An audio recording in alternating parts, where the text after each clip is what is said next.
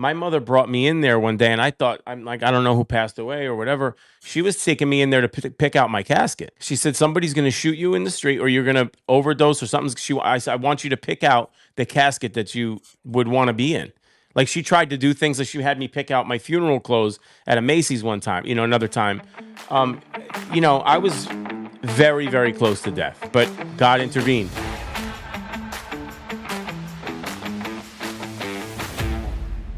Welcome back to the Bible Bros. Dalton and I are here, and we've got somebody who I have become friends with in the last couple of years, actually. And Arman, you've got an amazing 2 books that are both incredible, and we're going to talk about the books, but we're going to talk about mostly your testimony tonight, your story, because I don't know, you have one of those stories, like if you're watching or listening to this right now, and you're in a tough spot, or like your kids or I don't know, family members in a tough spot.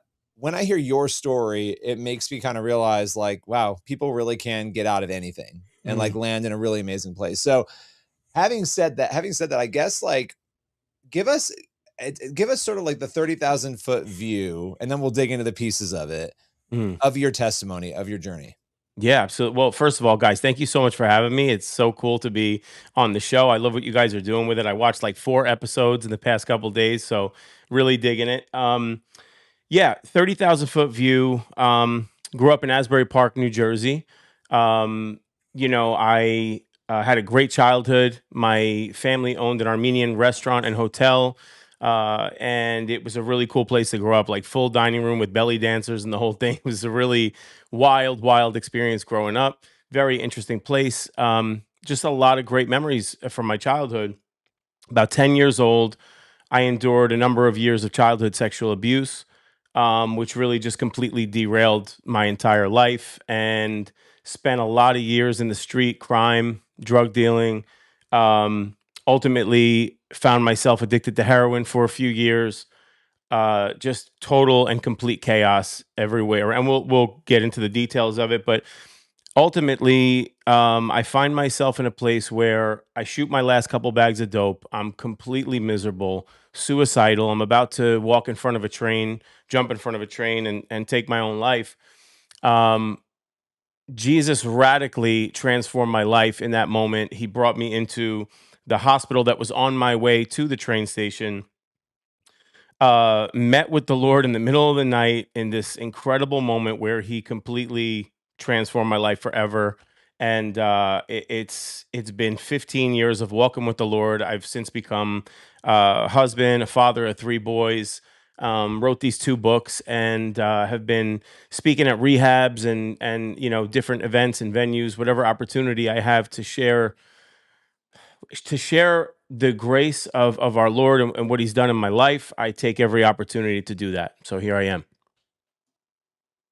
Man, there's so much there. I don't know how much, like, this topic is sensitive, obviously, so I want to be, careful with it and share like whatever you want to share. But obviously, like, the point in your story that I think is one that's really tough for people is the abuse that you went through. Like, that abuse seemed to be the thing that changed everything in your life. Like, how did it change you? I'm not asking for details, but like, what did it change? And like, how did it send you on that path? Because that's a dark path. And it seems like that was like the pivot point moment. Absolutely. Yeah. I mean, yeah, I was listening to an interview with Jack Hibbs and Ruslan the other day, and they had a moment where they were talking about the evil of pornography and just how viewing something like that at a young age, 9, 10 years old, or even younger, how you just, like, it's not like this, oh man, this is so cool kind of a moment, but it's like you don't even know what to do with it. You know what I mean? Like, that your mind at that age just has no way to process like what you're experiencing. So for me, I kind of thought about it when I was listening to them, and I said, man, when I was 10 years old, and I have a son who's 9 now, so it really puts it into perspective for me, like, the innocence. I had no idea what to do with what was happening to me. The moment that it began was, I just completely froze. I had no idea how to process what was going on. And then from there, it was, a number of years of trying to cope with what happened in any way that I could, which like binge eating. I gained like a lot of weight really quickly. I was trying to just like comfort myself with food because I had access to it. Italian family, we had a lot of food around. And I know that struggle. yeah. And so, binge eating and, I got into a lot of occult stuff really young. Like, Marilyn Manson was very popular at the time, like very gothic kind of music and all that whole occult world. I just somehow spiritually got opened up to all of that. The guy who was responsible for the abuse was very into that whole world, and I just kind of found myself in this place from like cutting myself. I was carving, satanic symbols and things in my arms, just worlds away from anything that I should have had anything to do with or would have had anything to do with had it not been for this horrible experience. So, that just, I spent the next couple of years really trying to wrap my mind around what was happening. And I just buried it somewhere like, as a man, you guys understand the last thing that we want to do is talk about something like this. I went Yeah. many, many years without mentioning a word to anybody. And as a matter of fact, I had a girlfriend when I was very young, 15, 16, and she had endured some abuse and she was telling me about it.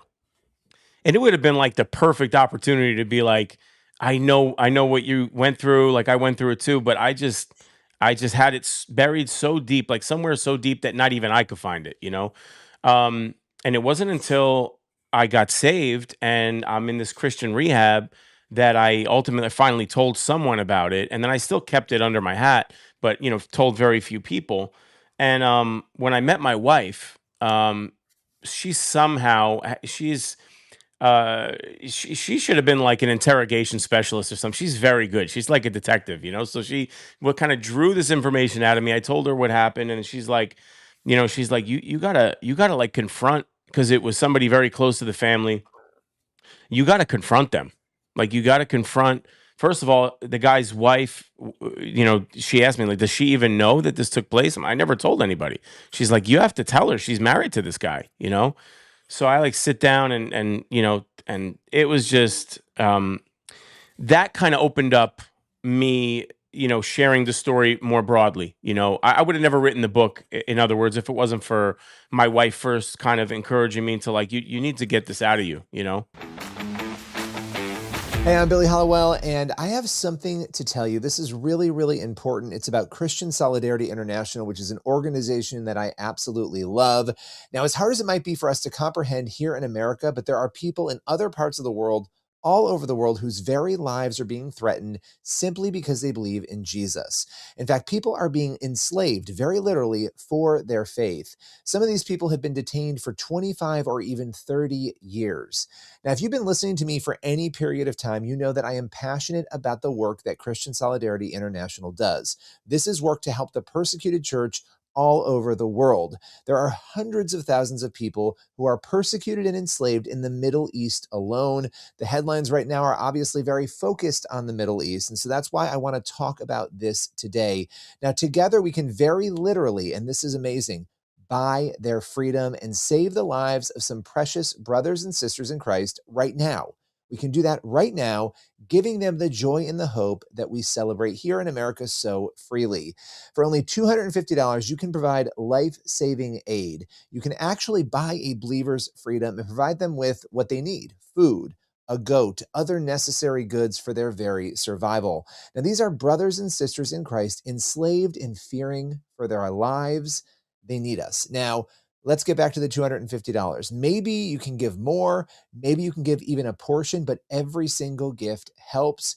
You can actually go right now to www.csi-usa.org, and you can do what you can right there to help. You'll see my picture when you scroll down. Click on that where it says give, and give whatever you can. That's www.csi-usa.org. Thank you so much. I guess it's, you're hitting on a bunch of things, because I think it's hard for people. When abuse like that happens for men, I think it's hard for everybody, but I think for men, it's especially difficult to talk about it. Like, I bet you there's people watching this right now or listening to this right now who have had this happen, or they think they've had it happen and they can't remember, and it's very challenging. And it's like, I don't know, like why aren't people willing? Like, what is it that holds people back? Because I would imagine the freedom that you got from sharing it and like processing it, you didn't even realize you needed to do it, but I would imagine it was huge for you to be able to finally do that. Yeah, I think you know, yeah, there is a level of, I mean, the first time I really told anybody, I'm in this Christian rehab, Keswick Colony of Mercy, and I had this counselor. His name was Chaplain Roman, and he was an interesting guy. He grew up in Brooklyn. He was a stick-up kid his whole life. So, I don't know if you guys know what that is, but that's basically you rob people for like that's your job. That's what you do. So Oh, like uh, it's like you're employed, but you're that's self-employed, basically yeah, robbing yeah, people. Okay. yep, and it's passed down to generations. It's like a family business now. But no, he that's what he did. I mean, that was his thing, and Jesus, just what he did in this guy's life was unbelievable. But he also had a heroin addiction for a number of years, and we just connected on a lot of different levels. We went through a lot of the same things. And I was in his office one day, like, it was a routine, like we're just going to meet and talk and whatever. And he asked me just out of the blue. It was so weird. He's, have you ever been sexually abused? And I'm like, I couldn't believe he asked me, but I said, yeah. And I didn't have any problem in that moment telling him, like, yeah, that happened to me. But then he said this, he asked me this phrase that he said, what exactly did he do to you? And when he said that, it was like it was like 20 some odd years of pain and chaos and confusion and whatever else just like exploded out of. I mean, the tears were, I mean, it was like it had been stored up for so long. And I just let it all out, man. And we prayed together. I write a lot about this in my first book. He calls me redeemed. I tell this whole story, but ultimately, this piece of the puzzle of coming to a place where you're stable after something like that, it was the forgiveness piece.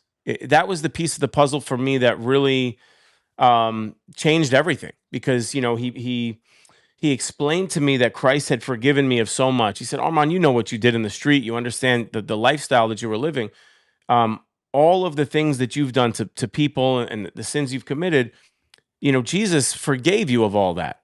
Even, while you were yet a sinner, he died for you, right? So he said, you have to then forgive other people. He said, I know this is an atrocious thing what happened to you, but he said, you have to find it in your heart to forgive this man. You need to pray for him.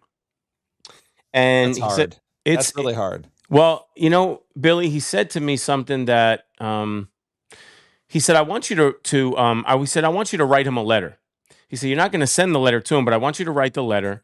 You're going to just say whatever you need to say. And he's like, there was a fireplace room that we had in Keswick, and it was one of my favorite spots in the whole rehab. And I went in there late at night, and I took the letter with me, and I just wrote everything out, like anything I wanted to say. And I just put the letter in the fireplace, and I watched it go up in smoke. And with that smoke, it was like all this years of trauma, and it just went up in smoke, man. I just watched it dissipate into the air. And there's still, work to be done in regard to just, there's a lot that affects you when you have something like that happen. There's a lot that you were saying. There's a lot that affects you, like a lot. Mm-hmm. Yeah, that long term affects you that you have to work through. Absolutely. Yeah, without a doubt. I mean, even, when my kids and stuff were born, I remember my wife, I was like, and this is something that I think only people who have gone through childhood sexual abuse will understand. But you're very standoffish, you know what I mean, with kids, because you don't want anybody to ever think for a second that, you know what I'm saying. It's a weird thing, but my wife's like, no, these are your like, these are your kids. Like, you have nothing to feel shame or guilt about or anything else, like, and she kind of helped me just be a little bit more like, yeah, she's right, these are my these are my boys, like, and I don't have an ounce of that in me. So, just be comfortable with, and I credit her with that, because she, but there are certain things like that you have to deal with um that are unpleasant, kind of elements of that kind of an experience. Yeah. So you're able to I know you said there's things that you're still working on, but fully forgive the person or the people that got you into that, correct? 100%. Yeah. Yeah. So right then and there, like, did you feel like once you forgave, like the instant like peace of it, or like how? 100%. Yeah. That's freedom, bro. Yeah. That's I always say like forgiveness is like it's so simple to be done, but it's the hardest thing ever. yeah, it's true. It's true. It really But, is. but Because literally. it holds so much. It holds so much just to it. It's wild. Absolutely, man. And we have scripture that tells us, like, if you don't forgive those who have sinned against you, then your Father in heaven is not going to forgive you for the things that you do. So that's a scary verse if you're Yeah. holding contempt for people and unforgiveness, because Yeah. what does that mean? What's the implications of that then? Yeah. Yeah. You know? Yeah, that's heavy. And I think a lot of us hold unforgiveness and we don't realize it. Like that's the Mhm. thing that, there are times I was asked last year. I went through a deliverance last year, which we haven't talked about on the show, but I've told Dalton about it. And, the first thing they do in a deliverance, which, that may be an unfamiliar term to some people who are listening or watching. We can't get into all of it, but they ask you, who have you not forgiven? And it was really shocking to me because I thought I forgave all these people. Yeah, I started naming people, like, name people you haven't forgiven. And I was going through a list of people that I thought I had forgiven, and yet I didn't. I was holding on to all this frustration, and I still struggle with that with people. Mm. Like that. People are my biggest struggle. Like I love people, and but that is my biggest issue. That's where the enemy knows how to get me. And I would imagine when you go through like what you went through, everybody has weak points, right? That the enemy's going to try to get them on. Yep. When you go through something like that, though, it probably shifts the way that you think about people. And even with that, I'm sure there are challenges. So I wasn't even planning on talking about this much, but I actually think this is a really important issue that Yep. people are dealing with Yep. that nobody's really talking about openly. Very few people are talking about openly. So how have you navigated the other ways that has changed your life or impacted your life? In what way? Like, Just like relationally with other people. Obviously you mentioned your kids. I know Mhm. I'm sure there are other ways this has impacted trust and things like that, even with the forgiveness. Well, I can add to that too. Is there, on top of all that, is there any connection to the past people at all? Like, are they aware No. that they're forgiven? No, no, there's no connection. Some people, you do have to forgive, but there are people that you just cannot have in your life, in your Yeah, vicinity. yeah. I was just curious. I just yeah. No, no, it's a great question. That's something that the Lord, there's certain people in my life that the Lord has just removed out of my life, and those are some of them, but and there's some more. But he'll do that for our good, and for his glory. Sometimes he'll just remove people that he knows will be an impediment or something that's gonna, you know, be a negative in your life or your family's life. Mhm. Yeah. It's wild to me that when you were going back to the beginning where you were talking about like cutting yourself, like the impact this had on you, it seems like it was spiritual too. Like it wasn't just like the things when you're talking about cutting yourself, when you're talking about satanic symbols, like whenever there's trauma like that, and I Mhm. know this is difficult for people to hear, like trauma opens a door up sometimes, and evil loves to attach to that door. It's not like walk through that door and attach to you, and it's not because of anything you've done when you're a victim. Correct Mhm. me, both of you can correct me if you think I'm wrong, but I think that is a whole other dynamic, and then that led you into drugs. I mean, all these things that you're doing. I mean, is it possible you wouldn't have fallen into any of those things had that door not been opened inadvertently for you? Well, were you going to say something, Dalton? Yeah, you can answer that, and I'll just touch on it. Okay. Well, what I was going to say is definitely, without a doubt, there was demonic influence in my life, for sure. All of that stuff that I discussed before, and then on top of that, like in my memoir, the sixth chapter of the book, um, I titled that chapter "Pharmakia," and Mhm. because drugs were such a huge part of my life, and pharmakia, the Greek word for sorcery, and quite literally, drugs and alcohol will open a person up to spiritual to a spiritual attack. You're going to open doors for the demonic realm to come into your world, to come into your life, and drugs are I mean, I'm talking every drug that you can imagine. I was involved with either selling or doing, and I for sure that demonic realm was wide open, in my life. Yeah. Yeah. What I was going to ask was, and you might have said this at the very beginning, but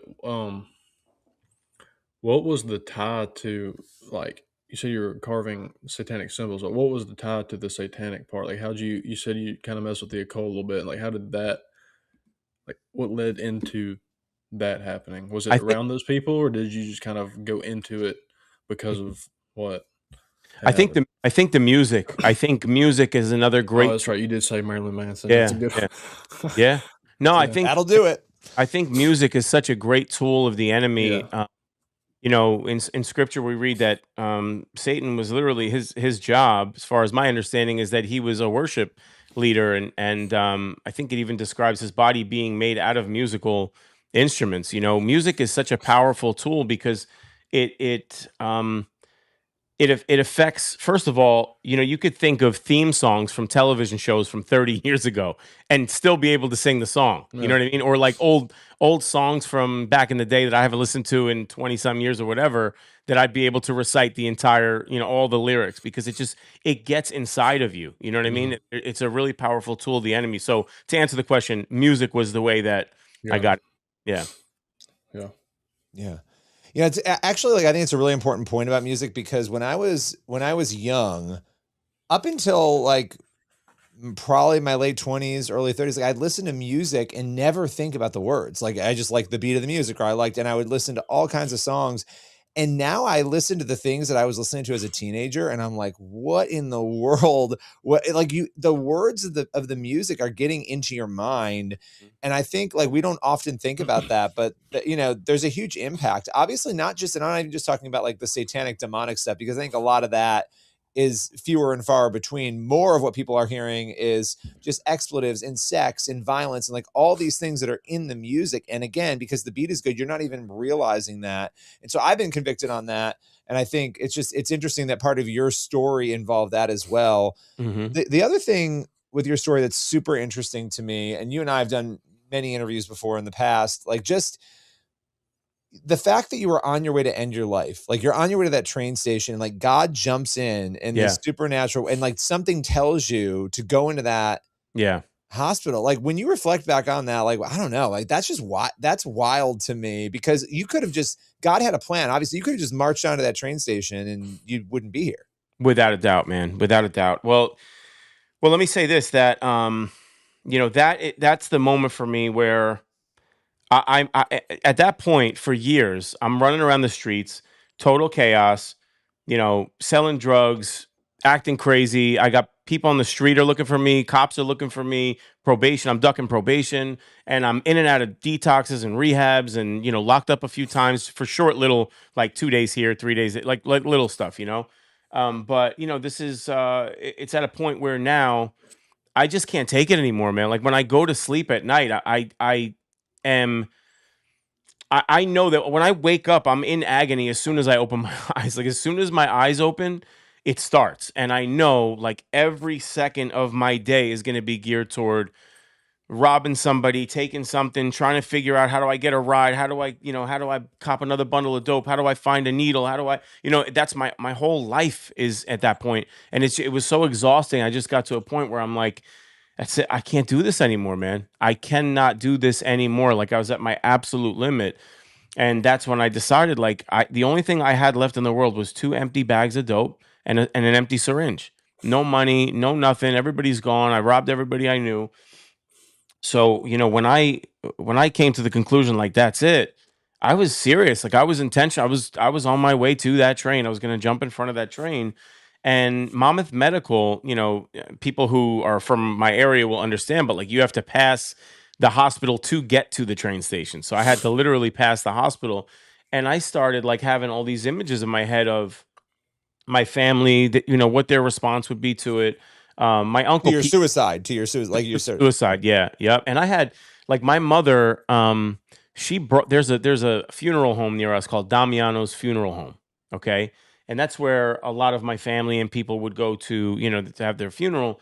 My mother brought me in there one day, and I thought, I'm like, I don't know who passed away or whatever. She was taking me in there to pick out my casket. She said, somebody's going to shoot you in the street, or you're going to overdose or something. I said, I want you to pick out the casket that you would want to be in. Like she tried to do things, like she had me pick out my funeral clothes at a Macy's one time, you know, another time. Um, you know, I was very, very close to death, you know, so, Anyway, man, but God intervened. But God, right? So he intervened and here we are. Thank God. Yeah, man. I know you got any questions on that Dalton? Because I've got some other ones, but I So just what was I know you get asked to go in, or you get told to go in there, but like what was the thing like that he how he showed up like Yeah, how did I yeah know to go in there like? yeah like when you went in there like like like what what happened? made you do it? Like Yeah, Yeah. like what what was made it you that? go Yeah. in there, and then after you went in there, like how did the course of your life change after walking in there? Like in that moment, like for example, I had my cousin had his dad die, his mom died, and his wife leave him, I think, with all in a couple months. And he said, in one night, Jesus met him in his living room, and then since that night, he was completely changed to the man he Mm, still is today overnight. And yeah. like he had that moment that he said he met him right there. But you said you Oh, get told to go in the hospital, and then yeah. so So this is a great story, man. You guys are gonna love this. So I end up going into this hospital. I'm checked into the psychiatric ward. I'm there for a couple nights, and my mother had found out where I was. She said, "Can I bring you anything?" I said, "Mom, there's a Bible on my nightstand." I had gone to Keswick Colony of Mercy, which is the oldest live-in rehabilitation center in the country. It's a Christian conference center slash. It's like 40 men in this rehab. So I had gone there for like a week. I brought heroin in with me when I started going to the rehab. So I was shooting dope in their bathroom for the first 3 days or whatever until I ran out. So I guess somebody must have realized that that's what was happening, and they told them about it. And I had, like I said, I had run out, so I was clean for like 3 days or something like that, right? So it's a work program.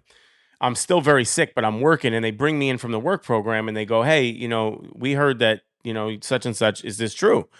And I felt like, man, I just felt like convicted, like I needed to tell the truth. I said, I've been lying to everybody for so long. I just need to tell the truth. So I told them the truth, and they're like, okay, you got to go.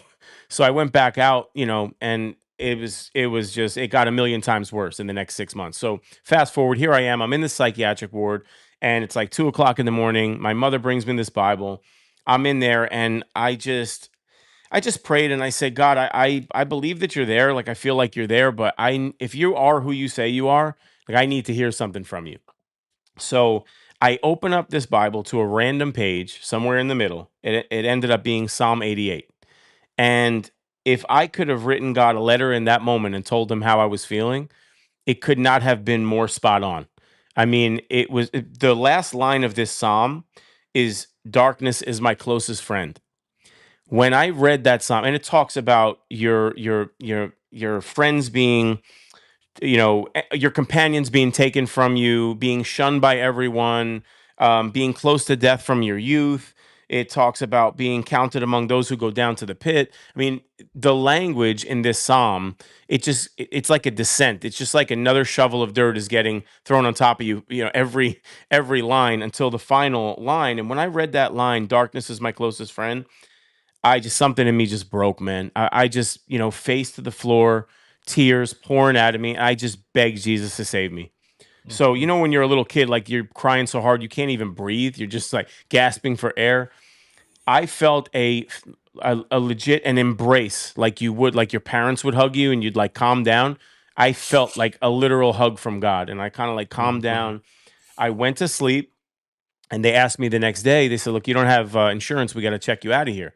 So I said, is there any way I could stay? They said, well, try to use our phone and get in somewhere. So they gave me a phone book. I called like 10 places, rehabs, no available anything. So now I'm frustrated. I go to grab, I had a little mesh bag with like a couple clothes in there, like couple t-shirts and stuff. All I had left in the world. I head to the door, big metal psychiatric ward door that they have to buzz you out of. So I tell the woman, buzz me out of here, kind of like mad, In mid hand motion, the phone rings. So instead of hitting the buzzer to let me back out on the street, she picks up the phone. She talks for a minute or two. She says, it's for you. I get on the phone. It was the director of admittance from Keswick Colony of Mercy, this Christian rehab, right? The only strange thing is it's the one rehab that I did not call because I said there's no chance they would take me back. I'm not even going to bother calling. I got thrown out. I'm not even going to, bother. So I didn't. He said to me, Armand, a strange thing happened to me last night. I said, what happened? And his name is Jim Freed. He went to be with the Lord now. He's an awesome guy. But he said, God woke me up out of a dead sleep and told me he wants you to come back to this place. And the list to get in there is like a mile long because it's a program, it's a work program, but it's like $500 for 4 months. And anybody who's taken their kids or anybody to rehab knows it's thousands and thousands of dollars. So it's a donation, run on donations. So anyway, the list is, like I said, a mile long. He tells me, that God woke him up out of the dead sleep and told me he wants me to come back. So I knew it was my opportunity. I hopped in the car. On the way to the rehab, I wanted to jump out of the dope sickness and everything. It's so bad. I'm looking at the lines on the road fly by me, and I'm legitimately thinking about jumping out of the car and rolling to the side of the road to get, to go back. And it's like, I think about that now. It's so insane. That was a very real. I was seriously thinking about jumping out of the car. But anyway, 4 month program. Fell in love with Jesus. Read the Bible for the first time. I'm insanely sick for the first 2-3 weeks. I'm not sleeping. I'm having night terrors. It was like a complete demonic attack. It was the most horrific thing I think I've ever experienced in my life. Um, and I would do all kinds of things to try to keep myself like, there was a shower in there with like the little lip, it's like this tall. I would close up the drain with my body and try to fill that up with warm water because it was kind of like a bath just to check, because your bones are on fire. Everything is, it's just, I can't even explain to you, how horrific that feeling is. So I went through weeks of that. But then slowly, like I would sneak out of my room at night. I couldn't sleep anyway. So I would go in the fireplace room, and they would, it was wintertime, they would, make a fire, and then it would go out and there was like embers left over. So I would go outside and I'd get firewood and bring it in, and I'd build the fire little by little to get a fire going. And then I just opened the Bible, man, and I started reading. For the first time in my life, I started reading through, and I was just like fascinated and enamored with what I was reading. And the more I read, the more I kept reading, and I just like fell in love with the Lord. And he just he changed everything, man. He changed everything about me. I love it. You know, you've got two books, and I want to make sure we give you a chance to talk about your latest one, especially He Meets Us in the Dark. Obviously, what I love about this is Psalm 88, which you were talking about. This is a journey through that. So, like, just tell us a little bit about that, because this is something for people who are like hearing this. They're looking for something to inspire them. The very same thing that inspired you, you've written a book on for people that they can walk away and get some inspiration from. Yeah, well, Billy, honestly, I thought about like that night that I was going to jump in front of that train. If I was going to pick up a book that was not the Bible, okay, what book would that, like what kind of a book would I need to pick up? And I'm like, I need to write that book, whatever that book is that I would want somebody to pick up off the ground, or they're in a coffee shop and they're thinking about like, this is my last day on earth. What book would they pick up? And so that was the motivation behind writing He Meets Us in the Dark. And a lot of people may not realize this through line, but in my first